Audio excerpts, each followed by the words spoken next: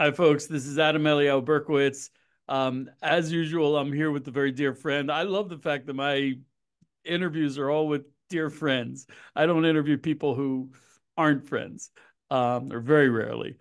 This is Jonathan Feldstein. I'd like to say that he runs the Genesis Foundation, but the problem with Jonathan is every single time I turn around, he's working on a new project. It's like everyone should have a friend like this. With Jonathan, the lag time between seeing something that could bring geula, that could make the world a better place, and the time and the point at which he actually starts doing it is usually about 90 seconds. He's There's zero lag time, and I just can't keep up with him. So he's actually doing something. I'm catching him on Shabbos after it goes out, which is because he's a body in motion and hard to keep track of. So, Jonathan, tell me about this project that you're on right now. It's really clearly, I mean, explicitly Geula, explicitly bringing the redemption. I have to tell you, it blows me away what we created, and I have to say yes, Jonathan Feldstein with the Genesis 123 Foundation. But if you remember, back in July, I drove up all of the tippy top of the Golan to visit with you, and let you get to meet another dear friend, Marzi Amirizadeh. Oh, Marzi was on this. Marzi was here in July to scope out this project with me. The project was her idea for to bring Amazing. Christian. I just allow me to fill in the listeners. Marzi, Jonathan connected me with Marzi. Marzi she was born in Iran, raised in Iran, lived in Iran, and she's a Christian. And due to her faith, the horrific, horrible Islamist regime put her in jail, and she was jailed for her Christian faith.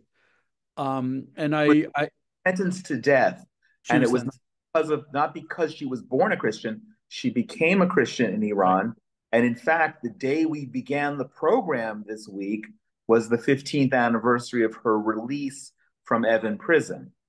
And my specific interest in Marzi is the basis of all of this war against Israel is Iran. And what people don't realize is the Iranian regime. I mean, I was 17 years old when the Iranian Revolution. revolution, if you want to call it that, happened. Usually you think of a revolution as a popular uprising. That was not the case. This was a minority Muslims who took it by force, and they're hanging on by their fingernails. The only reason why they are in power is there are horrible governments like the American Democrats, Obama and Biden, who opened up billions of dollars, hundreds of billions of dollars of resources to the Islamist regime in Iran, which allowed them to keep their people under control forcibly. And there's a Christian revival going on in Iran where Christianity is catching on like wildfire. And if these Christians of faith manage to return Iran to a democracy, Yes. then the Iranian people love Israel. The Islamist regime hates Israel. And Iran is a 3,000-year-old culture.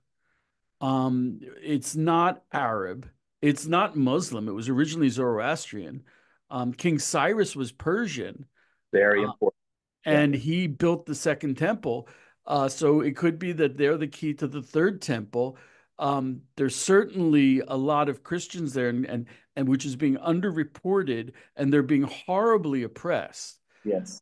And Marzi is, my gosh, this gentle woman is out in the forefront beating down the Islamist regime. God bless her.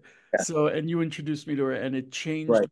my perspective on what's going on in the Middle East. So that's the beauty of what happened. I met Marzi a little shy of 2 years ago when a mutual friend of ours introduced us, said, "Hey, Jonathan, you need to have Marzi on your podcast, Inspiration from Zion." So I read about her. I thought, wow, that's interesting because, as you said, everything regarding terror and the war against Israel starts and stops with the Ayatollahs in Iran. So I got to know Marzi. A few months later, she came to Israel for the very first time. Suddenly, I became the first Jewish person that she ever met and became friends with. And she spent the first Shabbat in Israel, in my home, around my table, and we've just become good friends. Marzi came up with this program a little before starting her own nonprofit called New Persia. NewPersia.org is the website. And one of her pillars is to restore the good relations between Persians and Jews and Israelis and Iranians, because until the revolution took place, not quite 46 years ago, there were very good relations, and that's not for the conversation now, but certainly that's the context. So when she came up, and neither of us can remember the genesis of that, where, when, but the conversation evolved. The conversation evolved that Christians should come to Israel to pick olives. Okay, what are you going to do with olives? You're going to make oil. What is oil so significant? Every reference to oil in the Bible is olive oil, and we have a lot. And Which makes me think of the temple. The temple and Hanukkah coming up, the miracle of the Right. oil, everything. There was I forget the reference. Oh no, what we did it. We have a lovely Shabbat together, and today, and we did a fun Kabbalat Shabbat ceremony together. Us, me, my wife, and 18 Christians who came from America, and I'll tell you about them. And there was a reference in one of the psalms that we sing during Kabbalat Shabbat to oil. So we kind of all paused because we've been up to our elbows picking oil, and the beauty of this is we're here. I'm speaking to you from Ashkelon right now. We rented a number of apartments. We're 18 people. It took I didn't even think about it, but Minister of Agriculture Avi Dichter, who was a major security expert, came to greet us on our first day at the Tel Ashkelon National Park, where we were given permission to harvest the oil in hundreds of year old trees in an archaeological site that has Canaanite ruins dating back 35 and 3600 years. So this was unbelievable. It was fun. The first day we got poured on, and we Oh, were all right. soaked. We needed to dry off. We needed some tea. They made the part. I want to give a huge shout out to the National Parks Authority. They set us up with everything, and I have to tell you, we're inspiring them. We had one of their members from the staff here join us at our Shabbat dinner together yesterday, and they're so enthusiastic. They're so excited, and this is beginning of something really amazing. The program is called Root and Branch. Anyone wants to reach out, rootandbranchisrael@gmail.com. And the idea was very basic. We're bringing Christians to come to harvest olives in Israel. I'm sure you know this, that in the first few months of the war last year, people volunteered to harvest somewhere in the range of $50 million was what was projected rather, that was saved, that was rescued, that would have otherwise rotted. But no one did it with olives. I It's know farmers who lost 2 seasons of wow. their. So here we are picking If up. I can, there's a problem with agriculture. A couple farmers have been killed by rockets because you go out to the middle of a field, you don't have a bomb shelter, and they're Correct. shooting large rockets.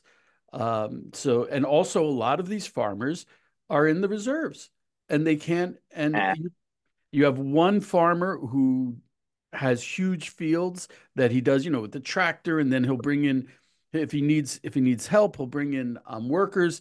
They were using workers from Thailand, and a lot of them were also killed on October 7th. And, correct. And and the rest of them fled the country.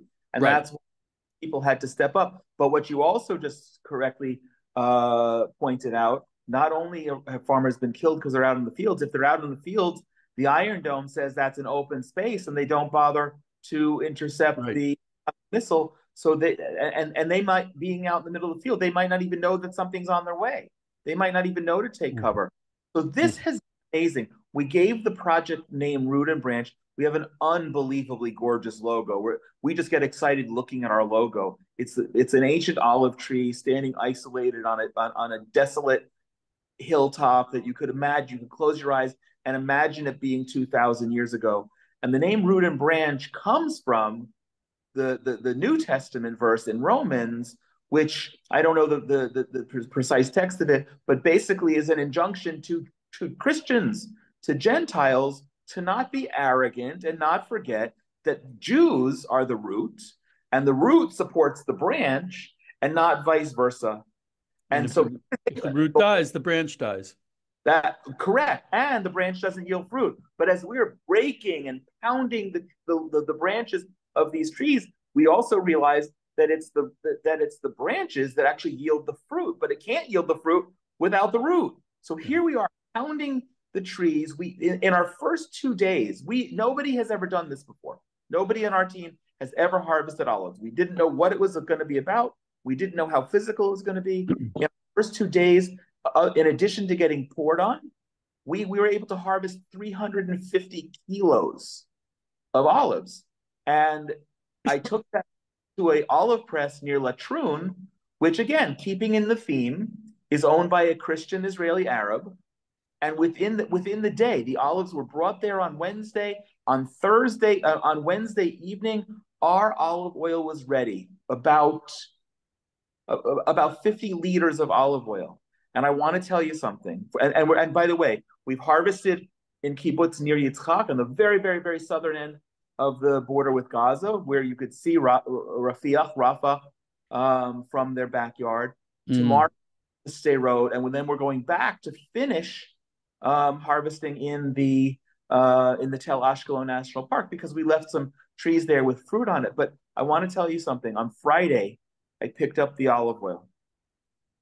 And after we did our kiddush, after we did hamotzi and ate the bread, I took out a little bottle, not a bottle, a bowl of olive oil that I poured from these huge jugs that they gave me.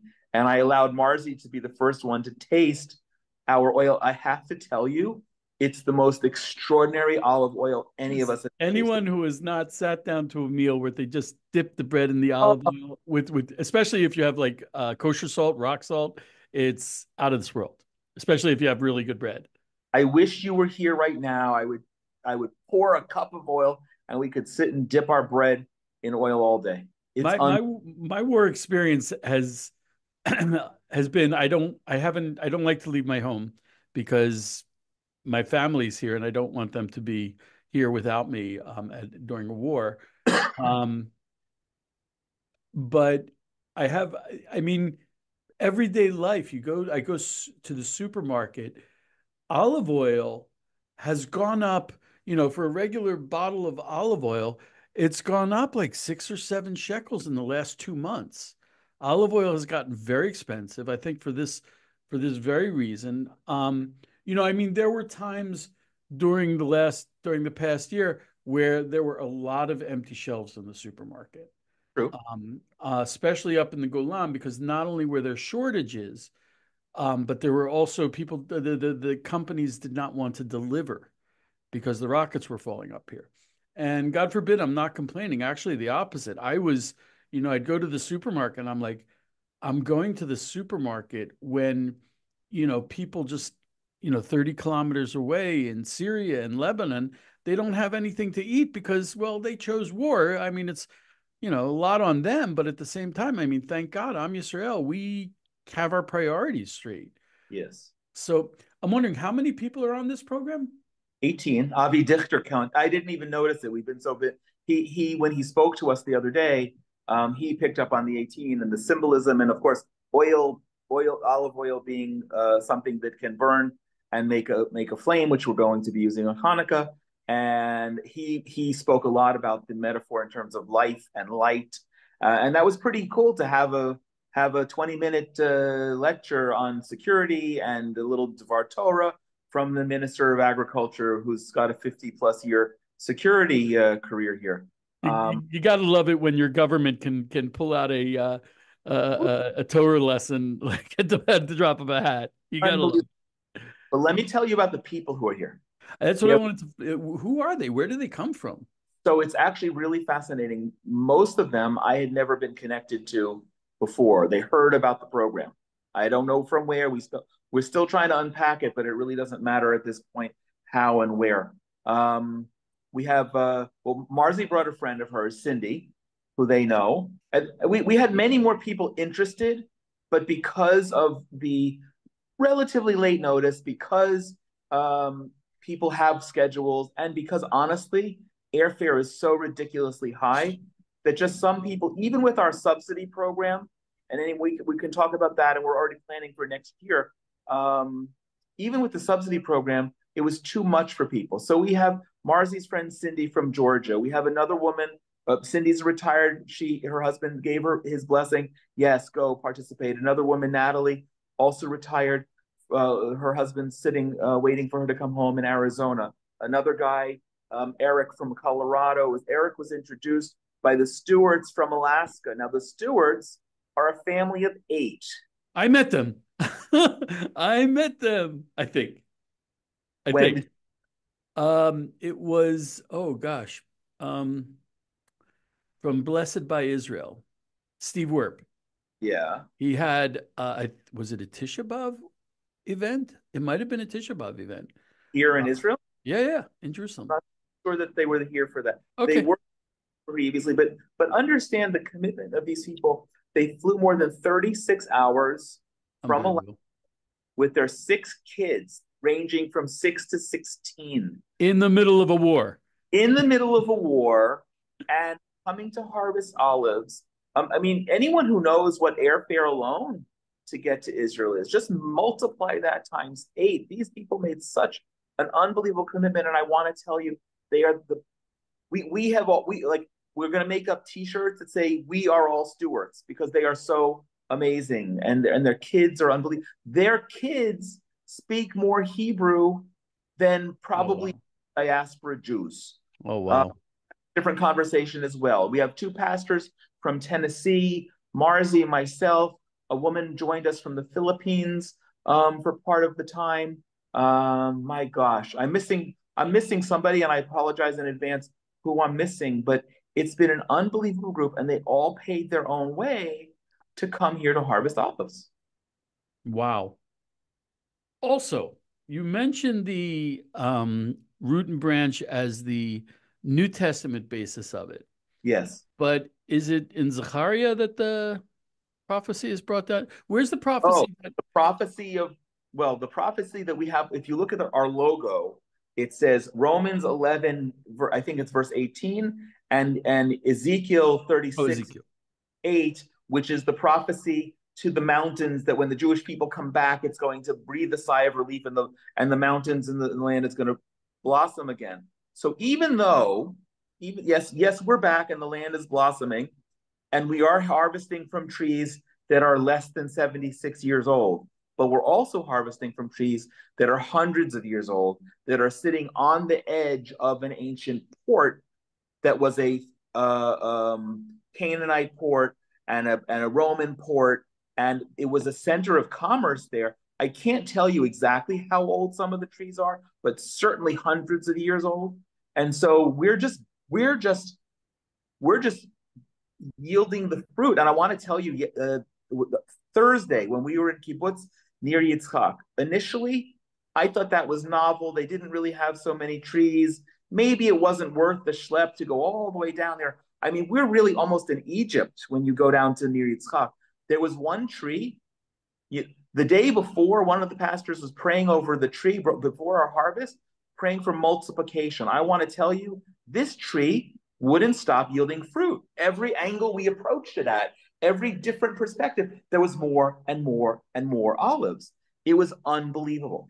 You know, I Unbelievable. I remember once when I was in Gush Etzion in Bahrain, I went out to do hitbodedut to pray in the forest, And I was sitting there looking around, and I remembered that, Mark Twain came to Israel and said it Yes. was desolate. Yes. And what people don't understand is there's such a deep relationship between the Jews and their homeland in Israel that the land was waiting for us.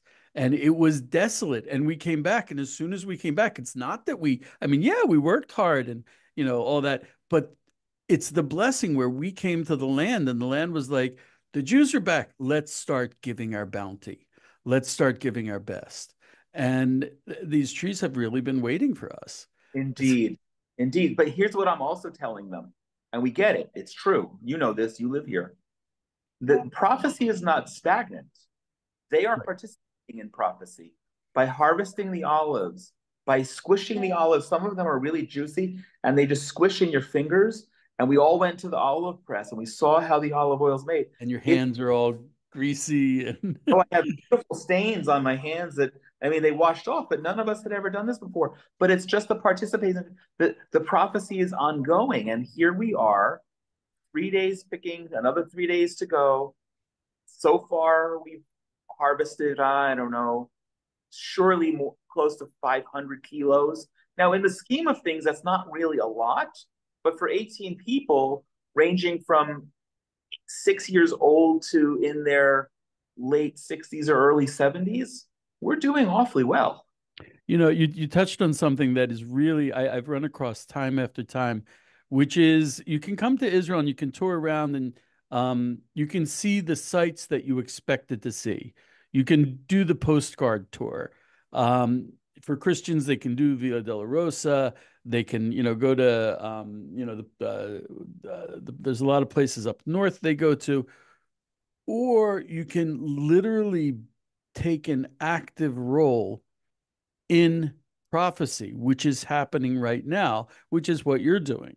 Yeah. And that's a different experience, which is, I mean, I'm sorry, there's the prophecy about the strangers coming to harvest our fruit. No, I think you're the rabbi, you're the expert. That that's the prophecy of strangers coming to serve us, right? That's different from harvesting the fruit. The prophecy relating to the fruit, as far as I know, is that it's going to be abundant and blossom again. But correct me if I'm wrong. Just a second. I'm going to ask Rabbi Google. Okay. Strangers harvesting, Israel.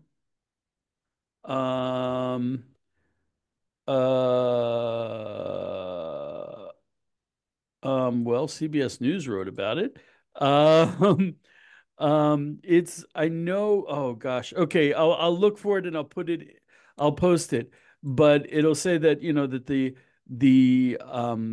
that the strangers will come and harvest your fruit and work your fields. Hayuvel made a big thing out of it where there was a time when during the war, and they said, God forbid, the Jews should do it. We should be doing this prophecy of having oh gosh, I'll have to look for the verse. Um, and whenever I learned that prophecy, it didn't make sense because it's like, why would someone come to harvest in Israel? It's our country. And I mean, it's tragic that has come through war, but it doesn't make sense. But here it is happening. Yes, but this whole idea of bringing people to harvest was was really fell together in the summer of 23. That's where all the pieces came together, and then the war interrupted that. Um, uh, So, but now, and actually, there's one very important element. We are harvesting specifically now in the south along the Gaza border because of the war, because we're harvesting in communities that have been devastated by by the war, the massacre that took place a year ago. But what I neglected to mention yet is we're not yet exactly sure. We've got some very interesting ideas, and I don't want to give it away yet what we're going to do with the oil. But the oil is going to be used for a commercial endeavor, the proceeds of which are going to be going to projects back in the communities where we're harvesting. Okay, here we go. Oh my gosh. It's I believe what I was talking about was Isaiah 61:5. Okay, give me one second. Rabbi Google has his limitations. Why is I oh this one second. Um, Isaiah 61:5 says, and I want to give the Hebrew as well. Um, okay. Isaiah 61:5 says, mhm. Okay, here we go.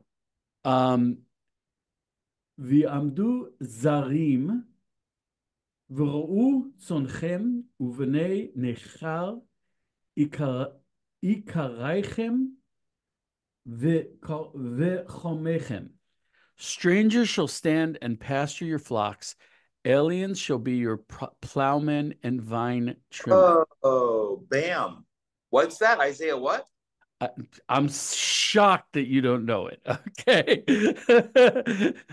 It's Isaiah 61:5.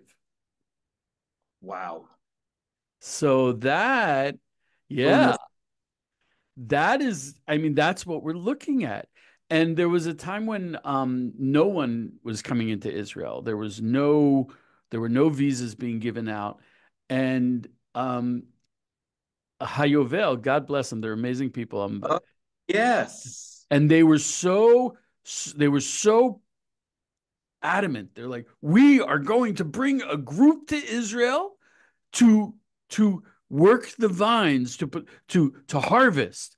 And it was because of this prophecy. They said, no, the prophecy, we can't let in this time, we can't let the Jews, Israelis, harvest. The prophecy is that we'll do it. Right. Amazing. Amazing. And Yeah. that's what you're doing. And that's Um, exactly what you're doing. I'm sorry? I remember when they were having trouble getting visas to come here. Yeah. Yeah. So that's Isaiah 61:5. It's what you're doing. So these people are literally, literally, literally with their hands bringing about this prophecy. They're living this prophecy. They're not coming to tour Israel and see the pretty sights and go to the hotel and put a note in the wall. They're like, they're like, hey, Mr. Isaiah, come over here and help me with this tree. You know, they're doing it. That's why I was looking. I'm like, that's a new thing. That's a different level. So, yeah. So, how many prophecies can you get out of one project, dude? How many prophecies can you get out of one olive? Yes, exactly. Yeah, yeah. It's super exciting. So we're already planning for next year. And I want to tell you that everyone who has been part of this tangentially, just by giving us permission to harvest the olives so far, I mean, it's more than just being courteous. There's general enthusiasm in what That's we're doing. that's important. You and I have been trying to bridge between um, I don't know. I actually don't even know how to call it. Zionist Christians, Christians who love Israel, Christians who are on the Geula road with us. I don't know how you want to describe them. We've been doing this a while, and one of my difficulties is with Jews refusing to open the door. Ah, And rightfully so. I mean, there's a very difficult history between Christians and Jews. And things like this are the solution for that at breaking open those doors and saying, look, here we are just to harvest your olives. And I've seen Israelis, they look at these people like, what is this? This doesn't make sense to me. And that incredulity breaks open the door. And then the Israelis are like, wow, these are friends. These are uh, brothers. so we've seen that it's all of it coming together. For instance, at the Tel Ashkelon National Park, their staff has been enthusiastic in every single way and participating with us. But think about it. These are people who live in the park. Their full-time Hmm. job there, and they walk and drive among these trees. and no one's ever come and thought of harvesting the olives. And they see this enthusiasm. They see, I mean, for, even on day one, standing in this, or maybe Dafka on this day one, standing in the soaking rain, you end up seeing the Minister of Agriculture getting passionate about this, and Mm. director of the, not just the park in Ashkelon, the National Parks Authority getting enthusiastic about this, and on a secular kibbutz all the way in the south, Oh on the yeah, on the border. seculars are totally wakening up to Geula to Got their it. Israel is moving in that direction. A The lot of soldiers are. Moroccan landscaper for all from all of Sderot is so unbelievable. And tomorrow night we're meeting with the deputy mayor of Sderot. I mean, it's more than just courtesy. This is something that's Yeah. really taking hold. And if we use the light metaphor, we're casting an unbelievable light. There's an expression in Hebrew, words that go out from the heart enter into the heart. And actions like this that come from just straight from the heart, they have the biggest impact. There's no question of that. So, Jonathan, we could talk all night. You could come up here with Marzi and have a couple more cups of coffee. And But we have a job to do. So what's the next step? You said you're gonna do this next year? we're finishing. We have provisional dates that we're going to plan for next October. Fortunately, the olive harvest season gives us the opportunity to bring a couple of weeks worth of people, and we're going to see about staggering that so we can accommodate people in October, so we can accommodate people in November. Yeah, and Marzi and I, there's some great potential surprises coming up that have been just thrown in our laps. We have to wait and pray for that it will all come about. But our vision, and I honestly don't see any reason why it can't be true, is that we'll grow from 18 this year to 180 next year. I And my biggest concern then will be finding enough trees to harvest. But this is something that's so hands-on, so tangible, and I can once the word gets out, you did this without with barely I barely heard of it. I only heard of it because you were like, Elio, Elio, and I didn't quite catch on to what you were saying. And now I see it and I'm like, oh yeah.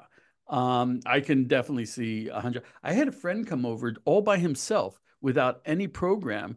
Um, he's like, I gotta help. And he showed up and he just went around to farmers. Can I help you? And he was busy for several weeks, yeah. just every single day going out and farming. You should talk to Marzi about it. I mean, we're complementing each other super well. We're full partners on this. Genesis 123 Foundation, newpersia.org, full partners, and it's exciting. But her perspective is different, and that's what makes this one of the things that makes this exciting is that she's an Iranian-born Christian living American Christian, and I'm an American-born Israeli Orthodox Jew. Okay, I mean, somewhere there's a walk into a bar joke, but here we are. Here, Okay, so you're going to send me all the links and you're going to send me some amazing photos also for the article and also for me to look at and go, wow. And God willing, you'll also the people who are interested, um, it gives you plenty of time to plan, almost a year. And they can be in touch with you and talk about planning to come pick olives. absolutely, to please do, and I will drag you this time down from the Golan to the part of that. There are not many things that can get me off my mountain and out of my cave. This is actually probably one of them. Bam. To I'm sorry, man, to pick olives with Christians in Israel, to pick olives with a Iranian Christian in Israel. That's it's like it's explicit inside prophecy, it's so there's not too many choices there. I got to do it. Okay, Jonathan, thank you so much. Thank you. I hope you all were as amazed by this as I was. And I'll put the information if you want to contact Jonathan. You can just contact him and ask. There's no problem to ask you because if you want to start planning, 11 months, a long time to plan. Yes, it is. So thank you so much, Jonathan. Thank you. Amazing stuff. You're going out picking again tomorrow? Tomorrow morning, bright and early. God bless you, man. God bless you. Thank you so much. Be blessed, you all from the Holy Land.